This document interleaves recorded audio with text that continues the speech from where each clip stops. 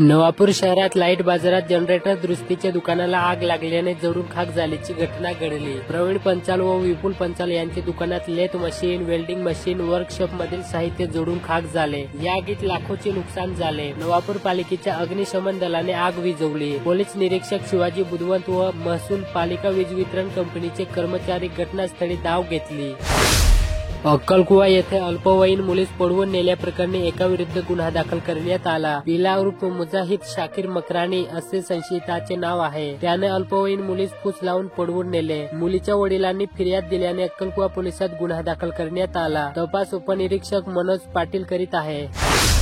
नवापूर तालुक्यातील चौकी नजीक मोटरसायकलला वाचवण्याच्या प्रयत्नात वाहन चालकाचे नियंत्रण सुटल्याने दुधाचे वाहन उलटले। शेकडो लिटर दूध वाहून गेले। हजारो रुपयाचे नुकसान झाले। चालक किरकोळ जखमी झाला। अपघात वाहनाचे मोठे नुकसान झाले। नवापूर पोलिसात अपघाताची नोंद करण्यात आली।